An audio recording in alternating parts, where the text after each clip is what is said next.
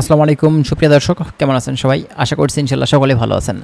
আজকের ভিডিওতে আমরা কথা বলবো মঙ্গোলিয়া সম্পর্কে। দেখুন, আমরা এই চ্যানেলটিতে মঙ্গোলিয়া সম্পর্কে কিন্তু প্রতিনিয়ত আপনাদের মাঝে আপডেট দেওয়ার চেষ্টা করি। তো বর্তমান সময়ে এখন মঙ্গোলিয়ার কী পরিস্থিতি, মঙ্গোলিয়ার ভিসা হতে মূলত কতদিন সময় লাগে, টোটাল প্রসেসিং করে আপনি ফ্লাই করতে পারবেন কতদিনের ভিতরে, মঙ্গোলিয়ার আসলে ভিসা প্রসেসটা কোথা থেকে হয়ে থাকে, বাংলাদেশ থেকে নাকি ইন্ডিয়া থেকে নাকি নেপাল থেকে বা অন্যান্য অন্যান্য কান্ট্রি থেকে, বিএমইটি ম্যানপাওয়ার ক্লিয়ারেন্স হয় কি না মঙ্গোলিয়ার জন্য, এবং মঙ্গোলিয়া যেতে গেলে আপনাদের কোন কোন ডকুমেন্টসগুলো দিলে ভিসাটা আপনি করতে পারবেন। এছাড়াও মঙ্গোলিয়াতে মূলত আপনার দেখা যায় যে স্যালারি কেমন হয়ে থাকে, তাছাড়া আপনার বয়সটা কেমন লাগবে মঙ্গোলিয়াতে যেতে এবং কী ধরনের কাজের সুযোগ আছে। আজকে আমরা বিস্তারিত বিষয় নিয়ে আলোচনা করার চেষ্টা করব। যারা মঙ্গোলিয়া সম্পর্কে A to Z তথ্যগুলো জানতে চান, আজকের ভিডিওটি আপনাদের জন্য। অবশ্যই ভিডিওটি স্কিপ না করে আপনারা শেষ পর্যন্ত দেখবেন, আর অবশ্যই আমাদের চ্যানেলটি সাবস্ক্রাইব করে দেবেন। চলুন তাহলে কথা না বাড়িয়ে আমাদের মূল ভিডিওটি আমরা স্টার্ট করি।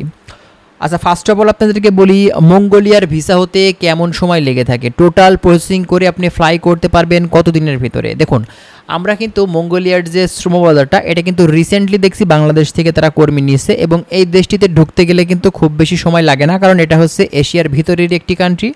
এখানে কিন্তু রিসেন্টলি এই মার্কেটটা ওপেন করেছে, সে কারণে কিন্তু খুবই দ্রুত সময়ে খুবই ফাস্টলি আপনি কিন্তু এই দেশটিতে ঢুকতে পারবেন। এখন কথা হচ্ছে আপনি আসলে কী কাজের উপরে ঢুকতে পারবেন। প্রথমত আমি দুইটা কাজের কথা আপনাদেরকে বলি, এক হচ্ছে ফ্যাক্টরি ওয়ার্কার, দুই হচ্ছে আপনার বিল্ডিং কনস্ট্রাকশন সেক্টর।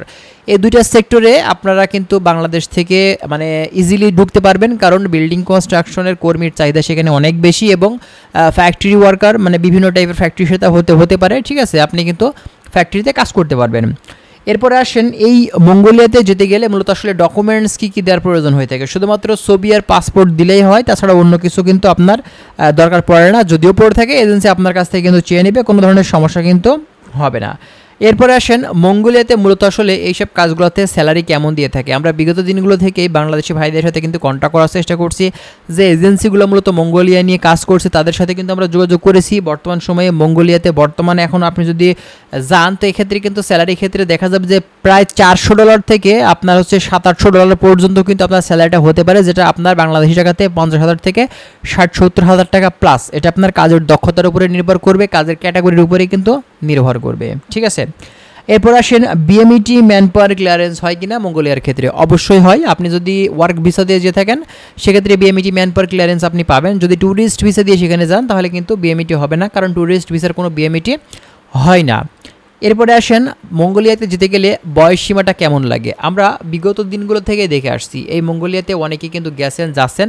তো বয়সের ক্ষেত্রে যে বিষয়টা আসে সামনে, সেটা হচ্ছে 20 বছর থেকে যদি 40 বছরের ভিতরে আপনার বয়সটা হয়ে থাকে, এক্ষেত্রে কিন্তু অবশ্যই আপনি মঙ্গোলিয়ার জন্য পারফেক্ট একজন ওয়ার্কার হবেন, এবং আপনি কিন্তু বাংলাদেশ থেকে মঙ্গোলিয়াতে যেতে পারবেন।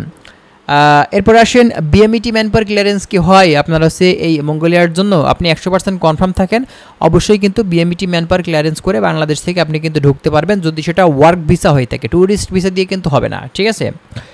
এরপরে আসেন, ভিসার প্রসেস মূলত আসলে কোথা থেকে হয়। আপনার মঙ্গোলিয়ার ক্ষেত্রে ভিসা প্রসেসটা কিন্তু এখন বাংলাদেশ থেকেই হচ্ছে। আপনারা যদি মঙ্গোলিয়াতে যেতে চান, এক্ষেত্রে আপনাদের অন্য কোনো কান্ট্রিতে যেতে হবে না, বাংলাদেশ থেকেই কিন্তু আপনি প্রসেসিং করে টোটালি দেখা যাবে 2 থেকে 3 মাসের ভিতরেই আপনার সকল ধরনের কার্যক্রমগুলো কমপ্লিট করে আপনি বাংলাদেশ থেকে মঙ্গোলিয়াতে কিন্তু বিএমইটি ম্যানপাওয়ার ক্লিয়ারেন্স নিয়ে ফ্লাই করতে পারবেন। আশা করছি বিষয়গুলো আপনাদের বোঝাতে পারছি। আর যদি কোনো কিছু আপনাদের জানার থাকে, কাইন্ডলি কষ্ট করে কমেন্ট করবেন, আমরা সেই সব বিষয়গুলো নিয়ে কিন্তু পুনরায় কথা বলার চেষ্টা করব। ভালো থাকবেন সবাই। আজকের ভিডিওটি এখানে শেষ করছি। আল্লাহ হাফেজ।